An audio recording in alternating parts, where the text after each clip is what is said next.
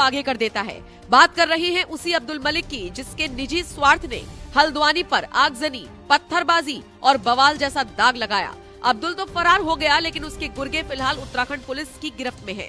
हल्द्वानी हिंसा को हुए लगभग एक हफ्ते का वक्त बीत गया है और प्रशासन पूरी मुस्तैदी के साथ आरोपियों की धरपकड़ में लगा हुआ है। धामी सरकार की तरफ से भी ऐलान किया गया है कि पाई पाई की वसूली भी उन्हीं से की जाएगी जिन्होंने इस हिंसा को अंजाम दिया।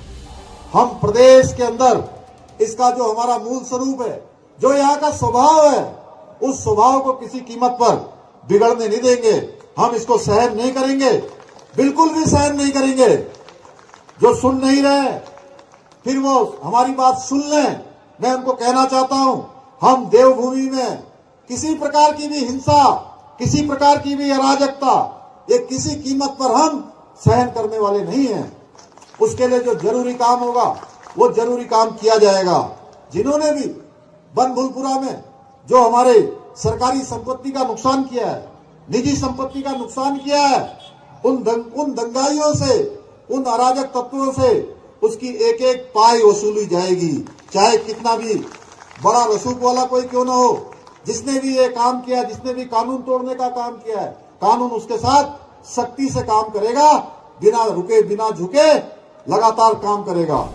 हम दंगाइयों को धामी के ये कड़क तेवर देखकर अपराधियों के हौसले भी पस्त हो चुके हैं। तभी तो अब कैमरे पर आकर हाथ जोड़कर माफी मांग रही हैं। गलती से मैंने पत्थर फेंक दिया, मैंने बेकार में मार दिया। खैर, इसी बीच अब हिंसा के मास्टरमाइंड अब्दुल मलिक को लेकर एक बड़ी जानकारी हाथ लगी है। दरअसल ये अब्दुल सिर्फ उत्तराखंड में ही अपना रौब नहीं दिखाता था, बल्कि इसके गुर्गे यूपी में भी एक्टिव रहे हैं। खबर तो ये तक है कि 26 साल पहले अब्दुल मलिक पर बरेली के एक थाने में हत्या की रिपोर्ट तक दर्ज कराई गई थी। सोचिए, उसी बरेली में जहां पर हल्द्वानी हिंसा के तुरंत बाद सैकड़ों मुस्लिम इकट्ठा हो गए थे। खैर, बरेली में 26 साल पहले एक गैंग वॉर हुआ था। इसमें अब्दुल सऊद सिद्दीकी नाम के एक शख्स की हत्या कर दी गई थी और इसी मामले में मलिक के खिलाफ भोजीपुरा थाने में हत्या की रिपोर्ट दर्ज कराई गई थी। बताया गया कि सुनियोजित साजिश के तहत पूरी घटना को अब्दुल मलिक ने अंजाम दिया था। वैसे अब्दुल का रसूख तो आप इस वीडियो से ही समझ सकते हैं, जिसमें वो नगरायुक्त से बहस करता दिख रहा है। काम में मजाक, राजकीय कार्य में मजाक चलिए, आइए साहब, हमारे साथ चलिए, आइए राजकीय कार्य में मजाक बंद कर रहे हैं। अगर जमीन कागज नहीं खड़े नहीं होने का जमीन का नहीं है कागज, ये कागज नहीं कागज है हमारे पर दादा। आप यहाँ से जाइए, पहले तो कोई नहीं, मेरे दादा जब तक फ्रीहोल्ड नहीं दिखाएंगे एक कदम नहीं खड़े नहीं। दादा पर दादा के नाम पे से कागज नहीं है, अरे हमारे दादा पर दादा के नाम है। जिस नगरायुक्त से अब्दुल बहस कर रहा था, उन्होंने हल्द्वानी हिंसा के तुरंत बाद एनएमएफ न्यूज को एक्सक्लूसिव इंटरव्यू दिया था। सुनिए क्या कुछ खुलासे उन्होंने किए। घटना के विषय में मैं कहूँ तो पूर्व नियत योजना के अनुसार नजूल जमीन जो राज्य सरकार के स्वामित्व की होती है, उस पर जो इलीगल संरचनाएं थी, जिसको पूर्व नोटिस दिया जा चुका था, उनको अवसर था अपना दावा करने का, अपने अधिकारों को पुष्ट करने का, उस प्रॉपर्टी के वैध होने का दावा पुष्ट करने का समय था। उसको उन्होंने नहीं किया, जवाब भी नहीं दिया और मुझे लगता है कि भीड़ का प्रयोग करते हुए उसको रोकने का प्रयास किया गया। लेकिन नगर निगम, पुलिस और प्रशासन की टीम ने संयुक्त कार्रवाई करते हुए 8 तारीख को जो संरचना थी उसको ध्वस्त किया गया। इसके बैकग्राउंड में अगर मैं बताऊं तो कार्रवाई शुरू होती है 28-29 तारीख से और 29 तारीख को बड़ी कार्रवाई करते हुए जो कथित मलिक का बैकिया नाम से जगह जानी जा रही है, उस पर जो खाली ज़मीनें थी उस पर तारबाड़ किया गया। वहाँ जो कब्जा था, चाहे बिल्डिंग मटेरियल के रूप में, तारबाड़ के रूप में, प्लाटिंग के रूप में कब्जा था, उसको रिमूव कर दिया गया था। और वहाँ पर रातों रात, ये वही जगह थी जहाँ पर रात के 12-1 बजे तक नगर निगम की टीम ने तारबाड़ करने का काम किया। उसके बाद की आगे कार्रवाई चलती है। अक्षन खां के नाम का एक बगीचा है, सरकारी ज़मीन है, नजूल ज़मीन। मछली बाजार को हमने खाली कराया, तो सड़क पर कब्जा करके दुकानें बना दी गई, उसको खाली कराया। कॉलटेक्स पर हमने कब्जा खाली कराया। अभी हाल के दिनों में हमने तहसील लाल कुआं के अंतर्गत गौशाला बनाने के लिए ज़मीन आवंटित हुई, उस पर भी कब्जा था कुछ लोगों का, उसको भी खाली कराया। 10 एकड़ ज़मीन है वो। ऐसे बहुत सारे इवेंट हैं जो नगर निगम द्वारा राज्य हित में, जनहित में किए गए। अगर हम 1.5-2 सालों का इतिहास अगर हम देखेंगे तो 250 से अधिक अतिक्रमण के विरुद्ध, अवैध निर्माणों के विरुद्ध कार्रवाइयाँ यहाँ पर नगर निगम और जिला विकास प्राधिकरण द्वारा की गई हैं। तो यह एक लंबी प्रक्रिया का पार्ट है जो सतत रूप से चलती रहती है।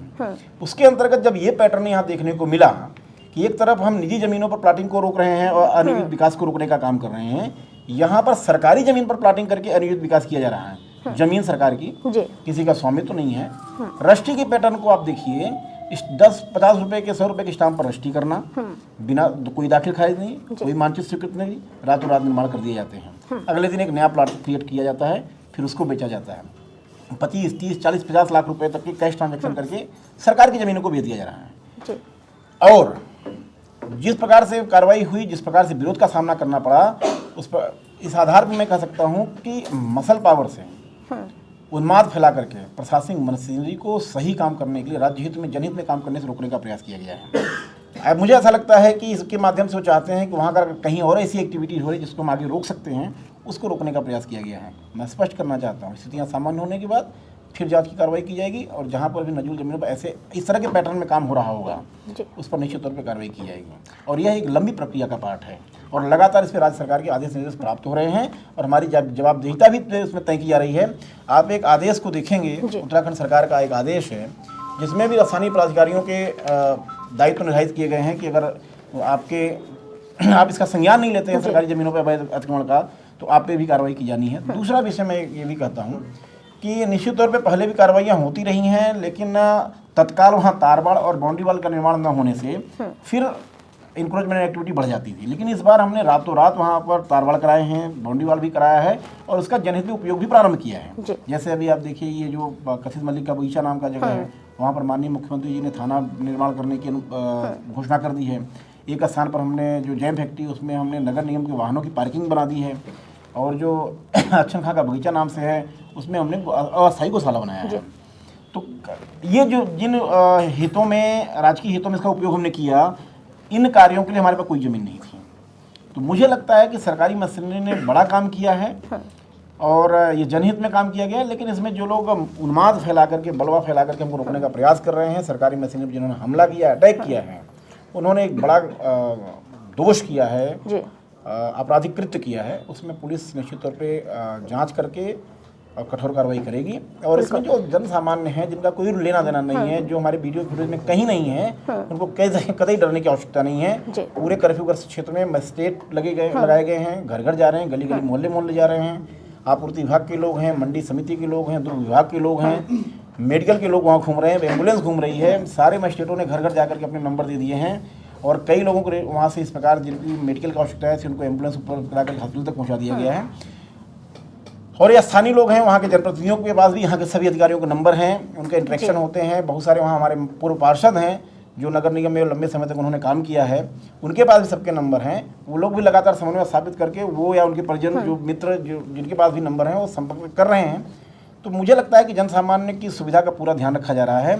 लेकिन जो उपद्रवी हैं, अराजक तत्व हैं, उनको दंडित करने का पूरा प्रयास पुलिस के लोग कर रहे हैं, और वो कार्रवाई लगातार जारी है। यानी कि जो गुनहगार है बस वही डरे, बाकी नहीं। जिन्होंने गुनाह को नहीं किया है, थोड़ा बहुत कर्फ्यू होने के कारण थोड़ी परेशानी हो सकती है, लेकिन उनको डरने की जरूरत नहीं है। तो हमारे मजिस्ट्रेट वहाँ घूम रहे हैं, उनसे संपर्क करें, सभी समस्याओं का समाधान किया जाए। सर, उस दिन आप घटनास्थल पे मौजूद थे, और कहाँ से शुरुआत हुई, क्या कुछ देखा आपने वहाँ पर जो मौजूद थे वहाँ पे? जिस तरीके से कह रहे कि जो हम वीडियो देख रहे हैं, तस्वीरें सामने आ रही हैं कि महिलाओं का पहला लेयर था, फिर बच्चों का, जिसमें 10-12 साल के भी बच्चे शामिल थे, उसके बाद पुरुष पीछे से थे।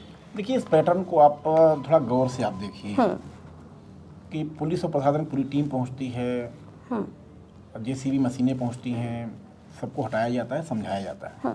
उसके बाद कुछ लोगों को सांकेतिक रूप से गिरफ्तार भी करने का प्रयास किया जाता है। जनरली अभी तक जब भी हम अभियान करते रहे हैं, तो सामान्य रूप से विरोध होता है, समझाया बुझाया जाता है, कुछ लोगों की सांकेतिक गिरफ्तारियां भी की जाती हैं, तो उसके बाद चीज़ें शांत होती हैं और कार्रवाई पूरी हुई होती है।